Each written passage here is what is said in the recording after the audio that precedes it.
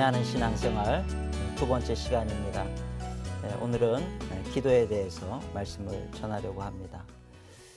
교회 생활하다 보면 기도에 대해서 많이 이제 목사님들이 강조를 하지요.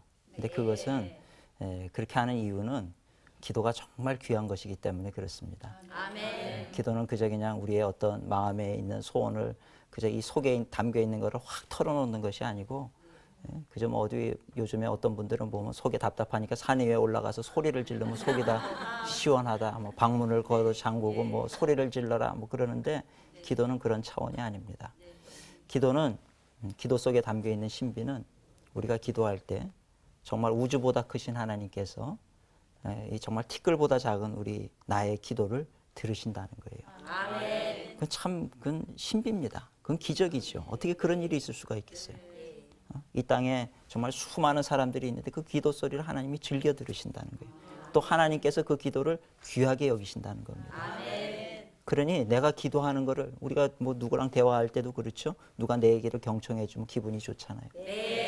근데 오늘 우리가 골방에서 정말 이 마음속에 아픈 그 아픈 마음을 정말 이렇게 우리가 하나님을 향해서 털어놓게 될 때 하나님께서 그 기도를 들으신다는 거예요. 참 귀한 축복이 아닐 수가 없습니다. 그 마태복음 18장에 보면 예수님께서 기도에 대해서 가르치셨는데 뭐라 그러냐면 너희가 땅에서 매면 하늘에서도 매일 것이요 땅에서 풀면 하늘에서도 풀릴 것이다.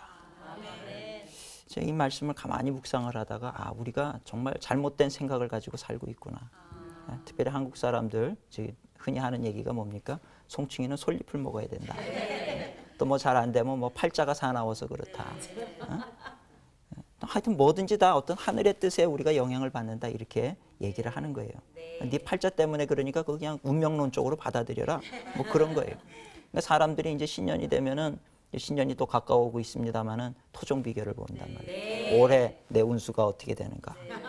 또는 이제 신문 펴놓고 신문에 보면은 그 오늘의 운세 뭐 이런 거. 그리고 그 막 오늘 좋은 거 있으면은 좋아해요. 그죠? 막 기분이 좋고. 그걸 보느니 성경을 보시라 이 말이죠. 그렇잖아요? 성경 속에 하나님께서 우리에게 축복해 주시는 그 말씀을 보면서 우리가 기뻐해야 되는데 그거는 보지 않고 뭐 별자리 보고 뭐 이래가지고 거기에 이렇게 된다 저렇게 된다 그 얘기 들으면서 그냥 기분이 사람의 감정이 이렇게 막 흔들리고 그런다는 거예요. 참 어리석다는 겁니다. 오늘 성경의 이 기도에 대해서 예수님께서 가르치는 그 기도의 골자는 뭐냐면 우리의 인생은 팔자에 달린 게 아니라는 거예요. 운명론이라고 하는 건 기독교인에게 해당되는 사항이 아니라고 하는 것입니다. 일이 되고 안 되고는 내 사주나 팔자 때문이 아니라 내가 기도했느냐 안 했느냐에 달려 있다는 거예요. 그래서 땅에서 매면 하늘에서도 매이고 순서를 우리가 분명히 아셔야 돼요. 하늘에서 매었기 때문에 땅에서 매어진 게 아니에요. 우리가 매었기 때문에 하늘에서도 매어지는 거예요. 땅에서 풀면 하늘에서도 풀려진다는 겁니다. 정말 귀한 그 어떤 영적인 원리가 담겨 있는 말씀이라고 이렇게 볼 수가 있습니다. 때로 우리가 기도하라 그러면 어떤 분들은 질문해요. 목사님, 하나님은 다 알고 계시는데 기도해야 됩니까? 그저 뭐 우리 부모가 자녀 부족한 거 다 알고 이렇게 해주는데 그거 꼭 그렇게 기도해야 됩니까? 이제 그러는데 그 믿음이 좋아서가 아니고요. 기도하기 싫어서 그런 얘기 하시는 거예요. 사실 기도가 힘들잖아요. 기도가 힘들어요. 정말 어떤 분들은 5분 기도하는 게 1시간 기도한 것 같고 2시간 기도한 것 같고 얼마나 힘이 듭니까? 기도를 참 잘하는 사람들 보면 부럽고 그렇잖아요. 그게 힘드니까 그 어떤 기도의 그 부담을 안 지려고 하는 그런 일들을 우리가 많이 볼 수가 있습니다. 그런데 우리가 기도에 대해서 이 기도가 가지고 있는 신비와 능력과 그 속에 담겨 있는 축복이 뭔지를 알면 우리가 기도하게 된다는 거예요. 우리 기도는 정말 하나님을 향해서 드려진 믿음의 기도는 하나도 헛된 것이 없습니다. 제가 이제 흔히 비유를 쓰는 게 큰 나무가 있다 할지라도 도끼를 가지고 그걸 한 번 치면은 나무가 안 넘어지죠. 2번을 쳐도 안 넘어지고 10번을 쳐도 안 넘어질 수 있어요. 큰 나무는. 그러나 우리가 뭐 삼척동자도 우리가 다 아는 얘기입니다. 그거를 계속 치면 어떻게 될까요? 넘어갈 때까지 치면 나무는 넘어가게 돼 있어요. 아이들이 도끼질을 한다 할지라도 손을 멈추지 않고 끝까지 그거를 넘어뜨리기 위해서 치면 넘어가게 돼 있는 거예요. 안 되는 거 없어요. 우리 기도가 그렇다는 거예요. 기도는 마치 도끼질과 같습니다. 우리가 한 번 하면 그것이 어디로 안 가요. 나무가 다시 자라가지고 뭐 도끼 자루고 도끼 자국이 없어지지 않습니다. 한 번 있고 뭐 며칠 있다가 또 쳐도 거기에 두 번이 가해지는 거고 누적이 되는 거예요. 마찬가지로 우리가 기도할 때 그런 마음을 가지고 하나님 앞에 기도한 건 절대 어디 가지 않아요. 하늘나라에 다 쌓여 있다는 겁니다. 그리고 그 기도의 분량이 찰 때 하나님의 은혜가 임하게 되는 것이고 역사가 일어나게, 변화가 일어나게 되는 줄 믿으시길 바랍니다. 저는 오늘 이 기도와 관련돼서 세 가지 교훈의 말씀을 잠시 생각해보고, 이 기도하는 인생을 살면 오늘 우리가 세상을 이깁니다. 기도를 통해서 내 운명을 변화시킬 수가 있어요. 기도를 통해서 내 삶의 환경을 변화시킬 수가 있다라고 하는 것입니다. 우리가 기도할 때 나타나는 한 가지 현상이 있는데 그게 뭐냐면 기도할 때 성령이 임한다는 거예요.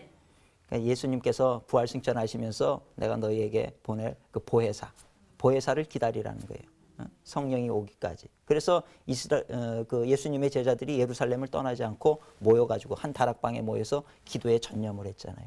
그럴 때 어느 날인가 예수님 부활하시고 난 다음 어느 날인가 성령이 임하셨다는 거예요. 불의 혀같이 갈라지기를 시작하고 성령이 임하니까 권능을 받게 되는 거죠. 권능을 받고 사람들이 성령 받을 때요. 성령을 왜 하나님이 주시는지를 알아야 됩니다. 하나님, 우리 보통 사람들은 그 성령 나도 체험하고 싶고 막 방언도 체험하고 싶고 뭔가 그 예언의 어떤 은사도 받고 싶고 병 고치는 그런 은사도 받고 싶고, 근데 그거 평신도가 그거 왜 받으려고 그럽니까? 이제 그러고 물으면 뭐냐면 그 속에, 마음 속에 깊은 곳에 있는 감춰져 있는 마음은 뭐냐면 그냥 자랑하고 싶은 거예요. 나 이런 은사가 있습니다. 그러면서 그냥 그 자랑하고 싶은 거고, 자랑하는 거에서 끝나면 좋은데 사람의 심리라고 하는 게 어디까지 미치냐면 그러지 못한 사람들을 비웃게 돼 있어요. 성령의 은사를 받을 때 준비가 안 된 사람은 그 성령의 은사가 우리에게 큰 유익이 되지만 사실 준비가 안 된 사람에게는 그것이 해가 될 수가 있다는 거예요.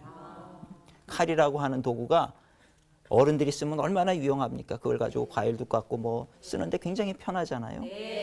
근데 그것이 아이들 손에 들려지게 됐을 때 그걸로 자기를 자해할 수가 있는 것과 마찬가지라는 거예요.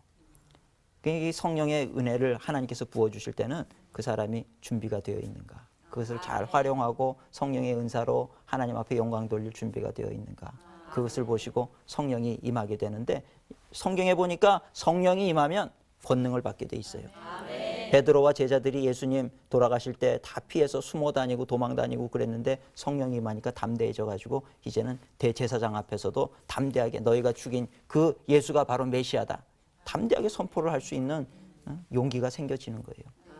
성전 미문 앞에 있는 안진뱅이를 보면서도 그냥 지나가지 않고 권능을 받았기 때문에 내가 은과 금은 없지만 나에게 있는 것으로 너에게 준다. 곧 나사렛 예수 이름으로 일어나 걸어라. 그러니까 일어나서 걷게 되더라는 거죠. 권능, 그런 권능이 생겨요. 근데 그런 권능을 주시는 이유가 뭐냐 하면 예수 그리스도를 증거하기 위함이라는 거예요. 예수 그리스도를 전하기 위해서 성령이 임하는 거예요. 근데 어떤 분들이 교회에서 혹시 나는 성령 받고 이런 은사도 있는데 그러면서 자기 자랑만 하고 예수님이 전하지가 않으면 그거는 잘못된 행동이라고 하는 겁니다. 그러니까 성령이 임하면 예수 그리스도를 전하게 돼 있어요. 이거는 동전의 양면과 같은 거예요. 떼어놓고 생각할 수 없는 거예요. 그러니까 성령이 은사를 부어주시는 이유도 교회를 섬기고 예수 그리스도를 증거하라고 주시는 거예요. 그래서 성경은 다른 말로 그리스도의 영이라는 거예요. 그래서 성령을 받게 되면 그리스도를 전하게 돼 있고 또 그리스도를 막 전하다 보면 성령이 더 충만해지게 돼 있는 거예요. 그건 이제 영적인 원리입니다. 그래서 우리가 성령 세례 받고 나서 내가 자랑하기보다는 예수 그리스도를 전하고 예수 그리스도의 덕을 세우고 교회의 덕을 세우기 위해서 그렇게 살아가게 될 때 더 성령의 은혜가 더 충만해지게 되는 줄 믿으시기를 바랍니다. 아멘. 기도하다 보면 성령이 임해요. 그래서 기도와 관련돼서 제가 세 가지 말씀을 전할 텐데, 첫 번째로는 기도는 기적의 문을 엽니다. 아멘. 삶이 힘들고 뭔가 기적적인 일들이 필요하다. 그럴 때는 다른 거에서 생기지 않아요. 기도하셔야 됩니다. 아멘. 기도할 때 분명히 기적의 역사가 나타나게 되는 것을 믿으시기를 바랍니다. 아멘. 성령은 하나님의 영인데 빛이 어둠을 이기죠. 빛은 어둠을 100번 싸우면 100번 다 이기게 돼 있어요. 그러니까 우리가 기도할 때 성령이 우리의 기도를 도우면 악한 영은 우리를 넘어뜨리려고 하지만 우리는 이기게 돼 있는 거예요. 결단코 질 수가 없어요. 그래서 기도하는 자는 이기게 되고 기도하지 않으면 우리가 진다는 겁니다. 예수님도 겟세마네 동산에서 기도할 때 제자들에게 뭐라 그랬어요? 너희가 기도하라는 거예요. 기도하지 않으면 안 된다는 거죠. 사탄이 너희를 밀가부르 듯이 하려고 그러는데 깨어서 기도해라. 기도하는 자만이. 예수님께서 그 변화산에 올라갔다 내려왔더니 거기 귀신 들린 아이의 아버지가 안타까운 마음이 있어서 예수님 뭐 좀 할 수 있거든, 내 귀신 들린 내 아들 어떻게 살려주세요. 그럴 때 예수님이 뭐라 그럽니까? 할 수 있거든이 무슨 말이냐. 믿는 자에게는 능치 못함이 없다. 그리고 귀신을 쫓으니까 귀신이 쫓겨나고 온전하게 됐잖아요. 제자들은 그렇게 못했거든요. 그래서 제자들이 나중에 그 일이 있고 난 다음에 예수님한테 물었어요. 왜 우리는 못했습니까? 그럴 때 예수님이 뭐라 그러세요? 오직 기도 외에 다른 것으로는 이런 유가 나갈 수 없느니라. 그러니까 예수님은 하나님이시면서도 이 땅에 사는 동안 육신을 입고 오셨기 때문에 늘 기도하신 거예요. 산에 가서 기도하시고 한적한 곳에 가서 기도하시고 늘 기도하셨다는 거예요. 그러니까 예수님도 기도하셔서 그런 위기를 이겨나갈 수가 있었던 것과 마찬가지로 오늘 우리도 기도함을 통해서 우리의 환경을 이겨나가는 역사가 나타나게 될 줄로 믿습니다. 아멘. 그러니까 기도의 범위가 있죠. 기도는 무엇을 위해서 해야 되느냐? 기도의 범위가 어디까지입니까? 뭐 신앙생활 잘하게 해주시옵소서. 물론 그것도 기도의 범위지만 기도에는 사실은 범위가 없어요. 아플 때도 기도하는 거고요. 자녀의 문제가 있을 때도 기도하고 또 사업장에 문제가 있을 때도 기도하고 무엇이든지 어떤 문제든지 우리가 믿음을 가지고 나가서 하나님 앞에 기도하고 구해야 된다는 거예요. 그럼 그런 기도를 인해서 하나님께서 역사하신다는 겁니다. 그래서 히스기야라고 하는 그 이스라엘의 유명한 왕이 있었잖아요. 이 왕이 갑자기 중한 병이 걸린 거예요. 죽게 되었어요. 그러니까 이사야 선지자가 와가지고 그 히스기야를 향해서 당신은 이제 죽게 되었습니다. 그러니 이제 인생을 정리하십시오. 그랬을 때 히스기야가 벽을 향해서 바라보면서 하나님 앞에 벽을 본다라고 하는 거는 세상에 어떤 뭐 왕 정도 되면은 의사를 부를 수도 있고 뭐 용하다는 뭐 그런 아주 용한 의원들을 불러서 또 좋은 보약을 또 먹을 수도 있겠지만 그러지 않았어요. 히스기야는 뭐를 했냐면 벽을 향해서 돌아서 가지고 세상을 보지 않고 하나님 앞에 울면서 기도하기를 시작합니다. 하나님, 내가 왕이 돼 가지고 이렇게 하나님 말씀 철저히 지키면서 이렇게 잘하려고 얼마나 노력했습니까? 하나님 긍휼히 여겨주세요. 그리고 기도를 했더니 하나님께서 그 기도를 바로 응답하셨어요. 그래서 하나님의 말씀을 붙잡고 기도하는 게 참 힘이 있어요. 하나님께서 바로 응답을 하시면서 그 이사야 선지자가 당신은 죽게 될 것입니다 얘기를 하고 성전을 빠져나가기도 전에 하나님의 음성이 들려왔어요. 이사야야, 다시 가서 히스기야 생명이 연장됐다고 얘기를 해라. 이사야가 다시 돌아와가지고 히스기야, 당신의 기도를 하나님이 들으셨습니다. 생명이 15년이 연장이 되더라는 거죠. 그러니까 하나님의 은혜가 그처럼 놀랍다는 것입니다. 저도 그런 일들을 기도를 통해서, 기도에 대한 간증이 참 많습니다. 이 기도를 통해서 정말 이 어려운 문제도 우리가 이기는구나, 그걸 알 수가 있어요. 교회에 그 한 집사님이 계셨는데 이분이 사실은 죄송하지만 집사님이지만 믿음이 없었어요. 교회를 다니지도 않고. 근데 이분이 이제 어느 날 그 가슴이 아파서 병원에 가서 진단을 받았더니 이제 유방암이셨어요. 유방암이 걸리셔가지고 이제 한쪽을 다 절개를 했어요. 그러고 나니까 이분이 이 마음속에 성령이 충만해야 되는데 분노가 충만해졌어요. 그래가지고 그냥 하나님이 살아계시면 어떻게 이런 일이 있을 수 있냐, 막 못 믿기 시작한 거예요. 억울하다, 원통하다. 그런데 한 3년인가 있다가 또 오른쪽으로 전이가 됐어요. 그래서 두 쪽을 다 절개를 했어요. 근데 이분이 착하신 분이에요. 그러니까 병원에서 입원해 있으면서 뭘 했냐면은 그 병원에 계신 분들 이제 항암 치료받으면 머리카락이 다 빠지잖아요. 근데 이분이 손재주가 좋아가지고 모자를 얼마나 이쁘게 만들었는지. 그래서 그 병실에 있는 분들을 그 모자를 하나씩 다 만들어서 너무나도 이쁘게, 똑같은 모자가 없어요. 다 다르게 만들어가지고 기계로 짠 것처럼 그래가지고 그걸 다 씌워줬어요. 그랬더니 그걸 어떻게 KBS인지 방송국에서 알아가지고 취재를 나갔어요. 이렇게 아프시고 힘든데 이런 일을 해서 그 하나의 아름다운 이야기로 해가지고 그걸 다 찍었어요. 비디오 찍어놓고. 이분이 어떤 분입니까? 그랬더니 그 의사가 얘기하는 거예요. 이분이 이렇게 가슴을 두 쪽을 다 절개를 하고 이렇게 힘들지만 이렇게 사랑을 베풀고 참 좋으신 분입니다. 귀한 분입니다. 좋은 일은 하지만 착하게 사는 것과 믿음을 갖는 건 또 별개예요. 이 속에 믿음이 생기지를 않는 거예요. 그러니까 하나님이 계시면 어떻게 내가 이렇게 고난당할 수가 있느냐, 막 그런 거죠. 그러던 차에 남편이 또 실직을 했어요. 그러니까 일이라는 게 한번 이렇게 엎친 데 덮친 격으로 쌓이기 시작하면 막 어려워지는 거예요. 그러니까 실직을 하신 거예요. 그러니까 막 이분이 막 더 이제 그렇게 된 거죠. 이게 나중에 병원에 갔더니 이제 그 암세포가 임파선으로 전이가 됐어요. 근데 이제 유방암 걸리신 분이 임파선으로 전이가 되면 3개월 이상을 못 산대요. 그건 뭐 이제 끝이라는 거예요. 그러니까 이분이 막 자기 뭐 이대로 죽어도 좋다. 끝까지 믿음을 못 가지니까 끝까지 못 갖는 거예요. 근데 딸이 고등학교 2학년이었는데 이제 고3이 됐어요. 이제 고3이 되는데 이제 겨울방학을 지나고 학교를 가려고 교복을 꺼내 입었더니 그 교복이 맞지를 않는 거예요. 그래서 배가 이렇게 불러오고 이렇게 맞지가 않아가지고 딸을 데리고 병원에 갔더니 이 딸도 이 자궁에 뭐가 생겼는지 막 물이 차기를 시작하고 배가 이렇게 불러오기를 시작하고 그 자궁 안에 그 어린아이 말이죠. 고등학교 2학년 이제 3학년밖에 안 돼. 근데 딸이 그렇게 아프니까 이 엄마가 정신이 번쩍 든 거예요. 그래가지고 이제 그때부터 하나님 앞에 회개를 하면서 용서를 구하면서 이제 울면서 나는 데려가도 딸은 살려달라. 기도가 이렇게 나오기 시작을 한 거예요. 그런데 그 이제 우리 교회에서 그 성도님들이 그 사정을 보니까 얼마나 안 됐어요. 딱하잖아요. 딱하잖아요. 너무 딱한 거예요. 안 됐어요. 그러니까 거기서 그 우리 이제 감리교회는 속회인데 그 속회 식구들이 모여가지고 기도하기 시작했어요. 이 집에서 우리 40일 동안 작정하고 기도합시다. 그 집에 매일 저녁에 가가지고 1시간씩 2시간씩 기도를 해주는 거예요. 그래서 이 성도님들이 함께 기도하고 격려하는 게 그래서 중요하더라고요. 얼마나 열심히 최선을 다해서 기도를 하는지 기도하고 또 하고 눈물을 흘리면서 기도하니까 또 옆에 속회에 있는 데도 오고 또 다른 데도 오고 그래서 뭐 사람이 나중에는 뭐 30명 40명이 그 집에서 매일 저녁에 부흥회를 하다시피 막 그렇게 기도를 한 거예요. 40일을 작정하고 하는데 근데 이분 나중에 간증을 들으니까 39일째인데 뭔가 자기를 그냥 늘 이 가슴이 답답하고 뭔가 막 눌려 있는 것 같고 새끼줄로 자기를 꽁꽁 묶어 놓은 것 같은데 39일째 되는 날 뭔가 이게 그 새끼줄이 다 끊어지고 자유한 것 같이 느껴지더라는 거예요. 너무 속이 시원해가지고 숨을 쉬어도 그렇게 공기가 신선하고 너무 좋다는 거예요. 그래서 40일을 끝내고 이분이 아무래도 이상해요. 컨디션이 너무 좋고 몸이 찌뿌둥하고 힘들고 그랬는데 그렇지가 않고 너무 건강해진 것 같아서 병원에 갔어요. 병원에 가서 진단을 하니까 글쎄 암세포가 다 없어졌어요. 할렐루야.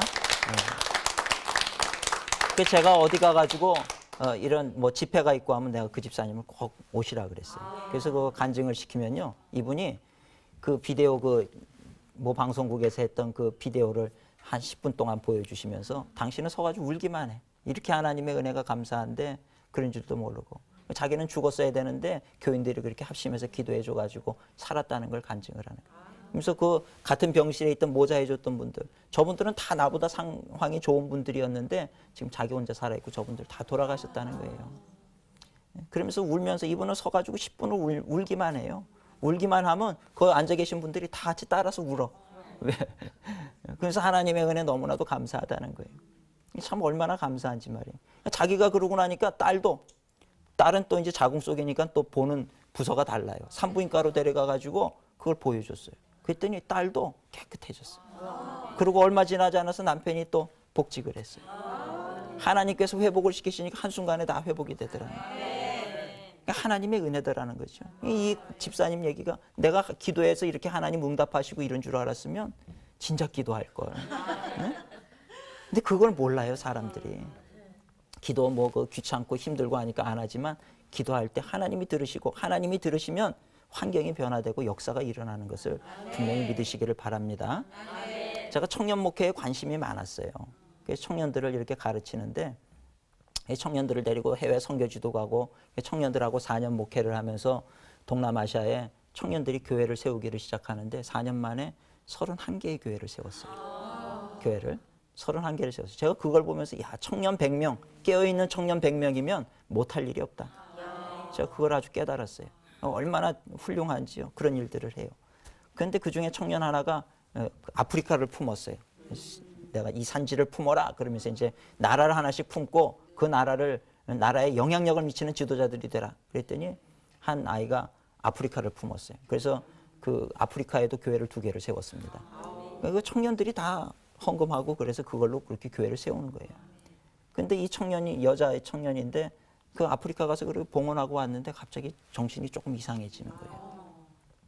조금씩 이상해지기를 시작을 하고 힘들어지고 막 그 친구들이 저한테 전화를 한 거예요. 목사님, 그 아이가 좀 이상해지는데 목사님 어떻게 좀 신방을 가주세요. 그래서 제가 신방을 갔더니 그 아이가 굉장히 좀 내성적이고 말도 잘 못하고 그런 아이였어요. 근데 저를 보더니 목사님 그러는 거예요. 벌써 달라요 뭔가. 목사님 그러더니 또 막 오마이갓 그러고 벌써 이상한 거죠, 그죠? 조금. 그 제가 보니까 이게 좀 이상한 거예요. 얘가 어쩌다 이렇게 됐나 걱정이 되는 거죠. 그래가지고 내심 이제 내색은 안 하고 그 아이 손을 잡고 그래 잘 있었니? 그리고 이제 그 아이 방으로 들어갔어요. 그래서 우리 기도하자. 그리고 이제 기도하고 그러는데 저는 기도하면 자기는 서서 뱅뱅뱅뱅 저를 이렇게 돌아요. 뱅뱅뱅뱅 돌기를 시작하고 막 그러는. 그 어머니가 어떻게 하면 좋겠냐는 거예요. 그래서 제가 이거 영적으로 공격당하는 것 같으니까 기도하면 괜찮을 것 같아요. 기도하겠습니다. 이제 그랬어요. 근데 아이가 증세가 점점 심해지니까 어머니가 정신병원을 갔다 온 거예요. 갔다 왔더니 정신병원에서는 이 아이가 증세가 얼마나 깊은데 지금 이대로 놔두느냐. 엄마가 정신이 나갔다는 거예요.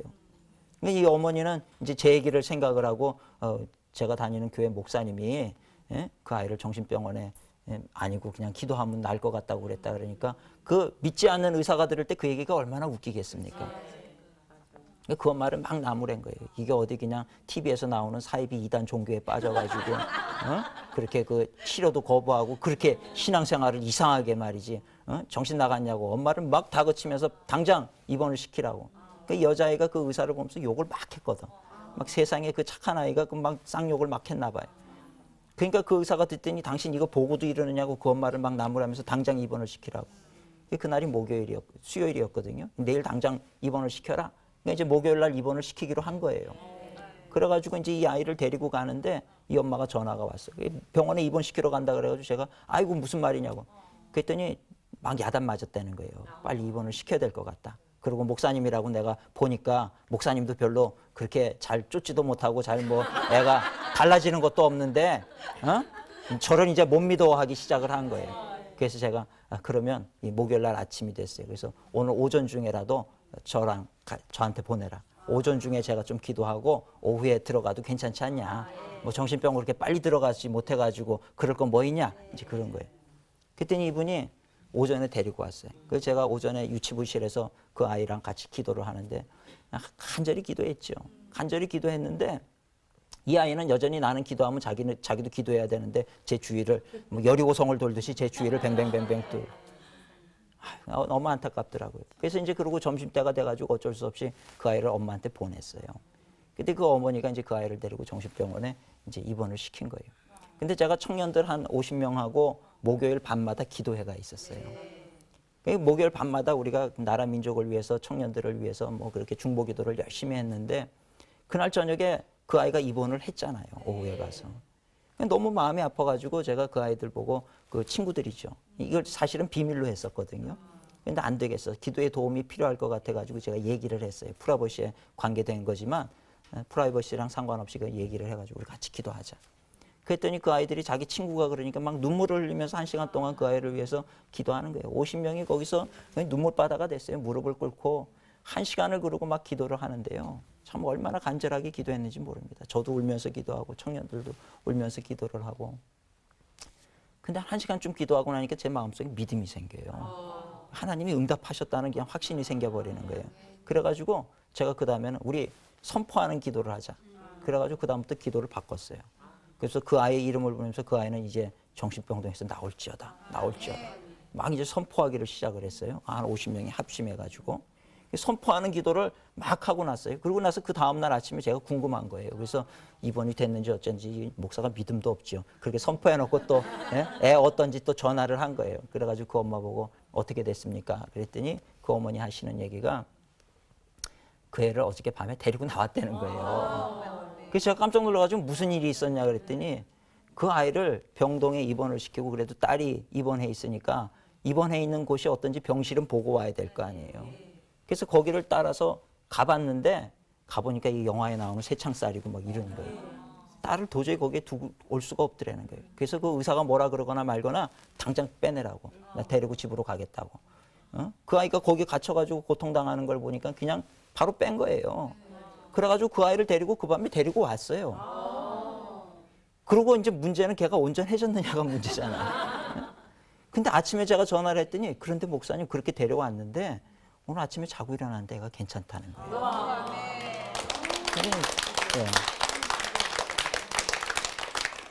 하나님 은혜가 참 놀랍죠. 네? 그렇게 합심해서. 오늘 성경에도 보면 마태복음 18장 20절에도 보면요. 두세 사람이 내 이름으로 모인 곳에 나도 그들 중에 함께 하느니라. 또 너희 두 사람이 땅에서 합심하여 무엇이든지 구하면 하늘에 계신 내 아버지께서 그들을 위하여 이루게 하시리라. 두세 사람이 합심해서 기도한 합심 기도의 능력이 그렇게 강하다는 거예요. 첫 번째 얘기했던 그 집사님도 합심 기도할 때 놀라운 기적이 있었죠. 혼자 기도하다 안 되면 합심해서 기도하는 거예요. 한 마음이 돼가지고 기도할 때 청년도 그렇죠. 그런 기도했더니 그 온전해졌어요. 지금 직장 생활도 잘하고 얼마나 지금 잘 지내는지 몰라요. 참 하나님의 은혜가 그렇게 놀랍더라는 겁니다. 그래서 나중에 그 의사한테 물었다는 거예요. 에? 이거 뭐냐고. 애가 지금 괜찮냐니까 괜찮다 그러더래요. 그래서 어떻게 이런 일이 있을 수 있냐고 막 나무랬었으니까 이 엄마가 그렇게 물었더니 또 그 의사가 아주 그냥 궁색한 변명을 하는 거예요. 갑자기 이렇게 된 아이들은 갑자기 돌아올 수가 있다는 거예요. 그냥 뭐 참 뭐 코에 걸면 코걸이고 귀에 걸면 귀걸이고 애가 이렇게 중병이 되도록 내버려뒀다고 야단칠 때는 언제고 갑자기 그렇게 됐으면 갑자기 돌아올 수가 있다고 그렇게 얘기를 하더라는 겁니다. 그래서 우리가 기도는 분명히 기적의 문이 열려요. 그거를 믿고 기도하세요. 어떤 문제를 할지라도 그걸 믿고 기도할 때 우리가 승리하게 되는 줄로 믿습니다. 낙심하고 있으면 뭐가 달라집니까? 안 달라져요. 염려하고 있다고 뭐 달라져요? 안 달라요. 내가 우리 자녀들 염려하고 걱정하고 근심한다고 그 아이들이 잘 됩니까? 안 그래요. 그 시간에 기도하시라 이 말이에요. 두려움이 오고 염려가 오고 또 곤란한 일을 당한다 할지라도 그 시간에 염려하고 그러지 말고 살아계신 하나님을 바라보면서 기도할 때 기도의 문들이 열리지는 역사가 나타날 줄로 믿습니다. 또 하나 기도는요. 기도하게 되면 기적의 역사가 일어나지만 또 하나 기도하면 환경이 변화가 됩니다. 그러니까 기도는 환경을 변화시키는 거예요. 우리가 성경에 보면 그 야곱이 형한테 팥죽 한 그릇에 장자의 명분을 뺏어가지고 형이 나중에 알고 나가지고 그 아버지 이삭의 축복까지 갈아채니까 화가 나가지고 죽이려고 그랬잖아요. 도망쳤어요. 그래서 21년 동안 열심히 그렇게 생활을 해가지고 재산도 모으고 이제 자녀들도 모으고 자녀들도 이렇게 많이 낳고 그리고 이제 다시 고향으로 이제 또 그 삼촌 집에 또 사기를 쳐가지고 삼촌이 잡으러 오고 그래 도망쳐서 이제 갈 데가 없잖아요. 집으로 오는데 집으로 오려고 그랬더니 문제가 뭡니까? 형 에서 그 문제가 여전히 21년이 지났지만 해결이 안 된 거예요. 야복강을 건너 문제는 피해갈 수는 있지만 피해갔다고 그 문제가 없어지는 건 아니죠. 21년을 떠돌다가 왔는데 와보니까 에서가 400명의 장성들을 데리고 장정들을 데리고 죽이려고 칼을 빼고 야복강 건너오는 야곱을 죽이려고 준비하고 있는 거예요. 그 야곱의 마음이 얼마나 허탈하겠어요. 그래서 재산을 다 보내고 자기 자녀들 그러니까 그 에서의 조카들이죠. 다 보내고 아내도 보내고 야복강에 홀로 나는 야복강 나루터에 홀로 남았잖아요. 그래가지고 이러지도 못하고 저러지도 못하고 근심이 아주 태산이 된 거죠. 그렇게 있을 때 하나님이 나타나잖아요. 그러니까 하나님 나 지금 하나님 축복받으려고 이러다가 형제간에 우애도 이렇게 되고 지금 죽게 됐는데 하나님 나 살려내라고 축복하지 아니하시면 가게 않게 하겠다고. 그러고 그냥 하나님 앞에 매달려가지고 씨름을 하듯이 그렇게 기도를 하잖아요. 그 씨름의 기도라고 얘기를 하거든요. 그렇게 하나님 나를 축복해달라고. 뭐 일이 어떻게 됐든 내 잘못이든 아니든 그건 중요한 거 아닙니다. 지금 이 무지에서 나를 살게 하셔야 될 거 아닙니까? 매달려가지고 기도를 하잖아요. 하도 강하게 그러니까 그 하나님께서 환도뼈를 쳐가지고 절개 만들고 그렇지만 그때 하나님께서 축복하시는 내용이 뭡니까? 내가 너의 이름을 야곱이라고 부르지 마라. 이스라엘이라고 불러라. 하나님과 겨루 이긴 자다. 그 자손들이 그래서 이스라엘 민족이 되는 거예요. 민족의 아버지가 되는 거죠. 그러고 나서 보내니까 이제 야곱이 쩔뚝쩔뚝거리면서 아이 모르겠다. 이제 뭐 형이 죽이면 죽어야지 내가 어떡하겠느냐. 그런 마음을 가지고 쩔뚝쩔뚝거리고 형 앞으로 나가는데 형이 그 모습을 가만히 보니까 불쌍한 거예요. 칼을 빼들고 죽이려고 왔는데 그 모습을 보니까 불쌍하잖아요. 불쌍해가지고 자기도 모르게 달려가가지고 동생을 끌어안은 거예요. 죽이러 갔다가 끌어안은 거예요. 형의 마음이 바뀐 거예요. 그러니까 문제는 우리가 볼 때는 해답이 없는 것처럼 보이지만 하나님이 보실 때는 모든 게 다 해답이라 이 말이에요. 아멘. 야곱이 그렇게 근심하고 걱정하지만 하나님이 보니까 해답은 단순해. 에서의 마음만 바꾸면 되잖아요. 그러니까 에서의 마음을 살짝 바꿔주신 거예요. 죽이려고 하는 증오의 마음을 살짝 바꿔주시니까 긍휼히 여기는 마음을 가져가서 동생을 끌어안고 죽이러 왔던 그 400명의 장정이 야곱을 에스코트 해가지고 가는 보호자가 되는 거예요. 하나님의 역사가 그렇다는 겁니다. 환경을 변화시키는 거예요. 우리가 그런 기적의 역사를 체험해야 되는 거예요. 우리는 어떤 뭐 지금 IMF의 위기고 또 이런 위기고 저런 위기고 교육의 위기고 경제의 위기고 정치의 위기고 뭐 위기에 대한 얘기를 많이 하죠. 어떤 위기가 됐든 우리가 하나님을 믿는 분명한 믿음을 가지고 기도하면 그 위기들이 변화가 되는 줄로 믿습니다. 그것이 바로 기도하는 사람의 자세라는 거예요. 내가 기도하면서도 아유 이렇게 기도한다고 되나 안 되지. 안 된다는 그런 신앙 없는 기도를 하니까 안 되는 거라 이 말이에요. 예? 믿음대로 역사한다 그러잖아요. 믿음대로. 내 믿음대로 될지니라. 그러니까 우리가 긍정적인 믿음을 가지고 된다고 하는 믿음을 가지고 그렇게 기도할 때 환경이 변화돼요. 어떤 자녀, 말썽 많은 자녀 놓고 부모가 기도하니까 그 자녀가 변화되잖아요. 오늘 우리가 잘 아는 어거스틴이라고 하는 세계적인 석학이죠. 신학자죠. 그분 같은 분이 없어요. 어거스틴 같은 분. 그런데 이분이 그렇게 막 방탕한 생활하고 그랬는데 그 어머니 모니카가 기도하잖아요. 어머니 모니카의 기도로 말미암아서 그가 돌아섰는데 성자가 되잖아요. 기도는 자녀의 마음도 바꿔요. 환경도 변화시킵니다. 그러니까 기도에 해당이 되지 않는, 기도도 어떻게 할 수 없는 그런 분야는 없다는 거예요. 우리 삶에 있어서. 그러니까 우리 성도님들이 낙심하지 말고 그렇게 기도할 때 놀라운 기적의 역사가 일어나는 줄로 믿습니다. 베드로가 감옥에 gat혔을 때 어떻게 됐습니까? 그 교회가 그들을 위해서 모여서 기도했어요. 그랬더니 천사가 나타나가지고 옥문을 열어줬어요.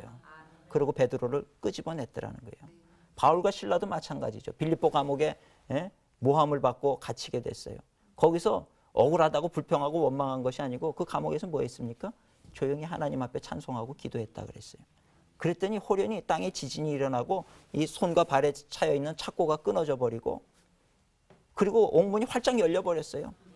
그랬을 때 사도 바울이 그 옥문 밖으로 나왔느냐? 안 나왔어요. 간수장은 그 옥문이 열린 걸 보고 죄수들이 도망을 가면 자기가 대신해서 그 형기를 살아야 돼요. 그러니까 그 간수가 그렇게 사느니 죽어야 되겠다 자살을 하려고 그러니까 사도 바울이 뭐라 그럽니까? 내가 여기 있으니까 죽지 말라는 거예요. 그러니까 이 사람이 놀랐어요. 어떻게 이런 일이 일어났고 문이 열렸는데 도망가지도 않는 당신은 도대체 뭡니까? 하나님을 전하는 거죠. 그리고 그 간수장의 그 모든 가족이 다 세례를 받고 그리스도인들이 되는 기적의 역사가 일어나더라는 거죠. 기도는 그런 역사를 만든다는 것입니다. 제가 모슬렘 지역에 인도네시아라든지 이제 여러 말레이시아라든지 이런 모슬렘 지역에 선교를 다녀와요. 보면요. 제가 방글라데시를 갔을 때도 봤는데 그들은 기도를 얼마나 열심히 하는지 몰라요. 기도를 뭐 아주 목숨을 걸고 기도합니다. 하루에 5번씩. 뭐 많이 하는 분은 하루에 12번씩 해요. 배를 타고 겐지스 강을 건너가는데 밤에 달빛이 추석 무렵이었는데 그 달이 얼마나 아주 밝게 떴는지 몰라요. 방글라데시 그 추석달을 제가 보면서 가는데 우리는 그 추석을 보면서 주 하나님 지으신 모든 세계 너무나도 아름답다. 근데 이 나라는 이렇게 아름다운데 이 땅에 사는 백성들은 그 하나님을 알지 못하고 우상을 숭배하고 잘못된 종교를 가지고 있다는 거죠. 그런데 그 배를 탔는데 한 가지 인상적인 게 뭐냐면 배에 탔는데 그 배의 갑판에 한 무리가 모여가지고요. 그 모슬렘들 그 기도하는 거 있죠. 그걸 하는 거예요. 배가 떠나가지고 저쪽 강 건너갈 때까지 계속 그거를 쉬지 않고 하는 거예요. 서쪽을 보면서 항상 기도하거든요. 배가 이렇게 도니까 한 사람이 방향타가 있어요. 그래서 이쪽이 서쪽이라고 딱 가르치면 그쪽을 향해서 계속 배가 돌면 도는 방향을 따라서 계속 서쪽을 향해서 기도를 하는데 그 모습이 얼마나 경건하고 진지해 보이는지 말이죠. 제가 참 저들도 저렇게 기도하는데 우리 살아계신 하나님 앞에 기도하는 우리가 기도의 자세가 달라져야 되지 않겠나. 참 안타까운 마음이 있어요. 얼마나 그 잘못된 신에게 알라 신에게 그렇게 기도를 하고 하면서도 저렇게 열심히 최선을 다하는데 그래서 제가 인도네시아에 그 교회를 개척을 하고 그 개종한 그 인도네시아 청년에게 이제 안수를 줘가지고 그 안수 받아가지고 이제 그쪽 한 지역을 목회를 하게 됐어요. 그분이 처음에 제가 가가지고 그 지역을 돌아볼 때 기도해 달라는 거예요. 그래서 제가 거기서 기도를 했더니요. 이분이 내가 한국말로 기도하는데 자기가 무슨 말로 기도하는지 모르잖아요. 근데 얼마나 열심히 그냥 아멘 아멘 하는지 내가 기도를 그칠 수가 없어가지고 잠깐 기도해 주려고 그랬다가 30분이 넘게 기도한 거예요. 기도 끝내려고 그러면 막 아멘 아멘 그러고 할렐루야 그러고 기도를 해가지고 기도를 그칠 수가 없었어요. 이분이 이제 목회를 할 때 어떻게 목회해야 되냐? 그러니까 그 이제 그 청년을 가르쳤던 그 선교사님이 얘기를 한 거예요. 우리 기독교는 이제 새벽에 한 번 기도하고, 그리고 이제 수요일 날 저녁 예배 드리고, 금요일 날 저녁 예배 드리고, 주일 날 낮 예배 저녁 예배 드리면 된다. 그리고 매일 새벽에 5시에 일어나서 예배 드리면 된다. 그랬더니 이 청년이 하는 얘기가요, 뭐라 그러냐면 그것만 하면 됩니까? 이러는 거예요. 확실히 그 이슬람을 섬기던 청년이라서 다르더라고요. 우리 같으면 그걸 어떻게 합니까? 이렇게 될 텐데 그것만 하면 됩니까? 왜 기독교는 그거밖에 안 합니까? 너무 당황이 되는 거죠. 그래서 그 선교사님이 요건 기본이고, 이제 말을 돌린 거예요. 요건 기본이고 더 하고 싶으면 네가 언제든지 기도하면 된다. 그랬더니 그 이슬람 지역은요, 새벽 4시만 되면 일어나서 기도를 해요. 그러면서 이 땅의 주인은 알라다 이러면서 막 그냥 왕왕 소리 나는 거 있잖아요.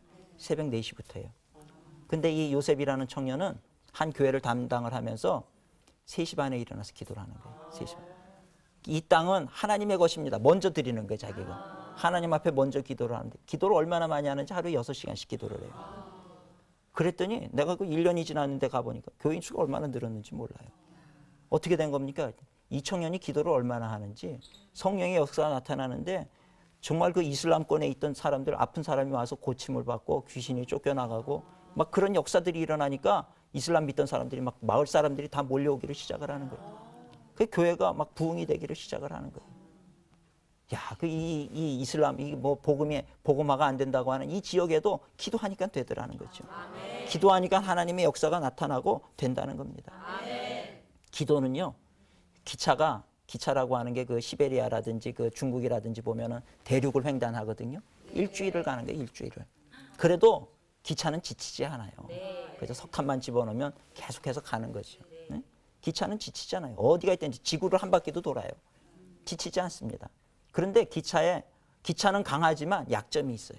그게 뭐냐면 철로가 없는 곳엔 가지 못해요. 그죠? 근데 우리가 기도에 대해서 이런 생각을 해야 돼요. 하나님 능치 못함이 없지만 우리가 기도로 철로를 놔드리지 않으면 하나님은 가지 않으셔요. 그러니까 우리가 기도하는 거는 정말 중요하다는 거예요. 에스겔서 36장에도 보면 하나님이 뭐라 그러냐면, 내가 너희들을 축복할 준비를 다 하셨어. 다시 다 회복시키고 너희에게 사람 살 만한 곳이, 이 황무지가 사람 살 곳이 되게 하겠다. 다 약속을 하셨어요. 그러면서 끝에 뭐라 그러시냐면, 그래도 너희가 그대로 되어지기를 구해야 할지니라. 아멘. 구할 때까지 하나님께서는 당신의 축복을 보류하고 있다는 거예요. 아멘. 구할 때까지 어떤 역사가 일어나는 것을 보류하고 있어요. 우리가 기도로 철로를 놔드려야 하나님께서 역사하신다는 겁니다. 아멘. 그 기도는 그걸 알고 보면 내가 기도 안 하는 이 시간이 너무 아까운 시간인 거예요. 지금 이 시간에도 나는 내 가족을 위해서 기도의 철로를 놓기를 시작을 하면 하나님께서 역사가 일어나는 거예요.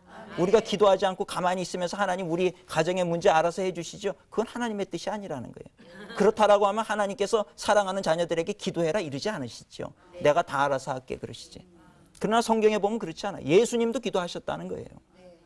그 이유는 하나님은 기도를 통해서 역사하신다라고 하는 원리가 있기 때문에 그렇다는 겁니다. 오늘 우리 성도님들도 기도하게 될 때 환경이 변화가 돼요. 놀라운 기적의 역사가 일어나는 걸 믿으시기를 바랍니다. 마지막으로 기도에 대해서 알아야 될 것은, 하나님은 기도하는 사람의 생명을 지키신다는 거예요. 기도하는 사람의 생명을 하나님이 지키셔요. 우리의 생명 내 노력으로 못 지키잖아요. 어떤 분들은 그냥, 제가 목회를 하다 보니까 참 별별 사람을 다 만나요. 아내는 열심히 집사님이 신앙생활을 하고 그렇게 교회 가면서 남편 좀 제발 돌아오기를 바라는데, 이 남편은 그걸 무시하는 거예요. 당신은 당신대로 해라.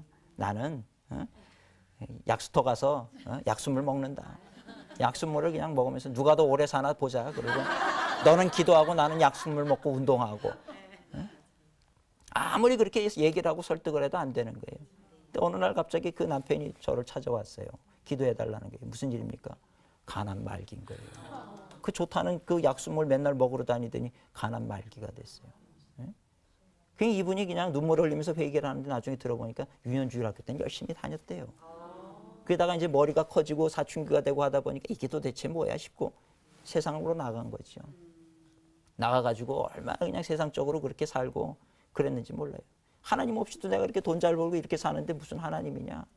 그랬던 거예요. 가난 말기가 되니까 이분이 하루 24시간 내내 찬송가 틀고 세례 달라 그래서 세례 받고, 그리고 하루 종일 기도하고 성경 보고 그것만 하는 거예요. 하나님 살려달라고. 제가 그걸 보니까 정말 하나님 살려주셨으면 좋겠더라고요. 저렇게 처절하게 저렇게 매달리는데 하나님 좀 살려주시면 좋겠다. 근데 나중에 그분이 딱 6개월 사시고 돌아가시더라고요. 살지를 못했어요.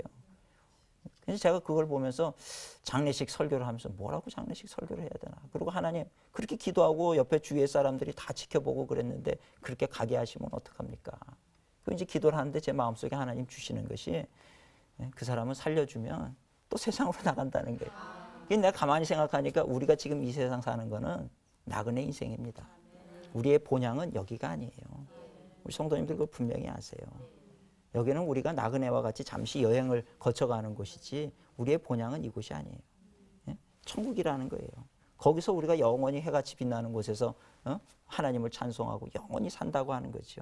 아멘. 그래서 사도 바울도 빨리 그곳을 가기를 원했고 엘리야도 빨리 그곳에 가기를 원했고 이제 이 땅에서의 수고의 짐을 놓고 싶다는 거예요. 제가 가만히 지켜보니까 이분도 그동안 한 40년 동안 신앙생활 안 하고 떠나갔던 거 6개월 동안 몰아서 다 하게 하시더라고요.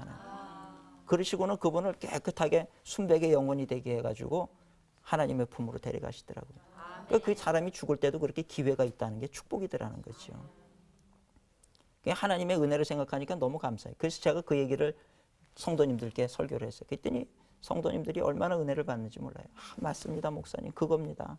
하나님께서 그 영혼의 때, 세상적인 묵은 때 다 제거하시고 그렇게 데리고 가셨다는 거예요. 그래서 우리가 정말 세상 살면서 가만히 생각해 보면 우리가 자녀의 생명도 못 지켜요. 내 생명도 내가 못 지키고 하나님께 달려 있다는 거예요. 우리 자녀들 어디 길거리 가면 얼마나 걱정이 돼요. 학교를 갈 때도 걱정이 되고 기도할 수밖에 없다는 거죠. 근데 기도하면 하나님께서 보호하신다고 하는 것을 믿으시기를 바랍니다. 하나님께서 지키시고 보호하신다는 거예요. 제가 들은 얘기인데 간증을 들었는데 그 9.11 테러 날 때 그 미국의 쌍둥이 빌딩이 다 무너졌잖아요. 다 무너질 때 거기 수석 부총재가 한국인인데 장로님이에요. 근데 이분은 뭐 어디 유럽에 가도 새벽 기도를 빠지지 않는 분이고 유럽에서 회의하다가도 주일은 자기 교회에서 지키려고 비행기를 타고 미국에 건너와가지고 주일 예배를 지나고 또 가서 할 만큼 철저하신 분이에요. 얼마나 성실하고 건실하신 분인지. 그래서 이분 처음에 9.11 테러 나서 그 쌍둥이 빌딩 무너졌을 때 월드 트레이드 센터가 무너졌을 때 사망자 명단에 이분의 이름이 올라 있었다는 거예요. 분명히 그 회의하다 죽었을 거다. 근데 그날 아침에 하나님이 배를 아프시게 해서 못 가게 한 거예요.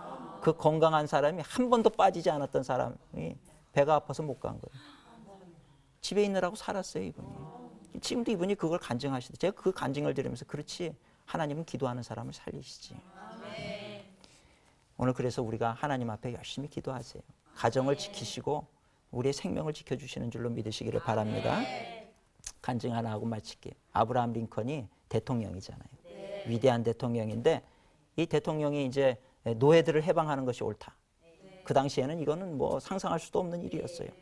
그래서 남북으로 갈려가지고 남쪽에서는 노예를 해방시킬 수 없다. 북쪽에서는 노예를 해방시킨다.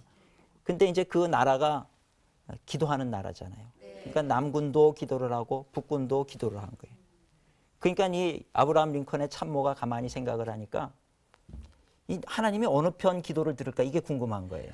그렇죠? 하나님이 도대체 남쪽 군인들의 기도를 듣겠습니까? 북쪽의 기도를 듣겠습니까? 질문을 하니까 아브라함 링컨이 하는 얘기가 하나님이 누구 편에 있느냐가 중요한 게 아니고 내가 하나님 편에 서는 게 중요하다. 내가 하나님께로 나아가라 이 말이에요. 응? 하나님 편에 서는 게 중요하다는 거예요. 어떻게 하나님 편에 섭니까? 하나님을 의지하고 하나님을 믿고 하나님 앞에 기도하는 거죠. 늘 하나님의 신실하심을 믿고 하나님 편에 서는 자가 되라는 거예요. 오늘 우리 성도님들 어렵고 힘든 일이 있으면 낙심하거나 그러지 마시고 기도하시기를 축원합니다. 기도는 기적의 문이 열리고 또 환경을 변화시키고 또 우리의 생명과 가족의 생명을 지켜주세요.